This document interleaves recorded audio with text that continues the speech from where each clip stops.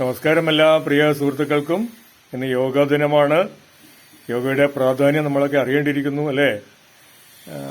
അതുകൊണ്ട് ഇനി മുതൽ യോഗ ക്ലാസ് ഇതിൽ ആരംഭിക്കാമെന്ന് വിചാരിക്കുന്നു, അറിയാത്തവർക്ക് വേണ്ടി.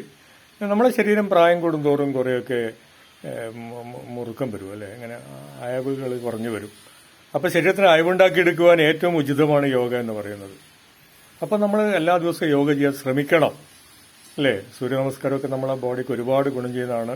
ഭുജംഗാസനം ആയിക്കോട്ടെ, ഹലാസനം, വിപരീതകരണി, സേതുബന്ധാസനം അല്ല, അങ്ങനെ ഒരുപാട് വ്യായാമങ്ങൾ യോഗയിലുണ്ട്. അപ്പം നമ്മളതൊക്കെ ചെയ്യാൻ നമ്മൾ പരിശീലിക്കണം.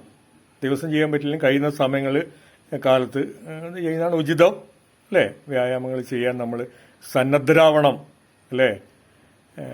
അപ്പം നമുക്ക് ഇനി യോഗ ക്ലാസ്സും ഇതിൽ കാണാം. നിങ്ങൾക്ക് ഈ വീഡിയോയിൽ താല്പര്യമുള്ളവർക്ക് കാണാം. ഇന്ന് യോഗാ ദിനമായതുകൊണ്ടാണ് ഞാനിത് ഇങ്ങനത്തെ ഒരു വീഡിയോ ചെയ്യാൻ കാരണം. എനിക്ക് ഒരുപാട് ഇഷ്ടമാണ് യോഗ ഒരുപാട് സ്നേഹിക്കുന്ന കൂട്ടത്തിലാണ് ഞാൻ. യോഗയിലെ എല്ലാ വ്യായാമവും ഇഷ്ടമാണ്. വ്യായാമം ചെയ്യണം നമ്മൾ അല്ലേ? നമ്മൾ വ്യായാമം ചെയ്തെങ്കിൽ മാത്രമേ നമ്മുടെ ആരോഗ്യം നമുക്ക് സംരക്ഷിക്കാൻ സാധിക്കുകയുള്ളൂ അല്ലേ?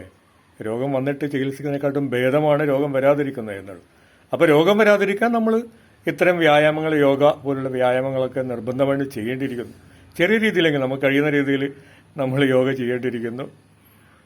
അപ്പോൾ എല്ലാവർക്കും എല്ലാ ആശംസകളും നേർന്നുകൊണ്ട് ഓക്കെ, താങ്ക് യു.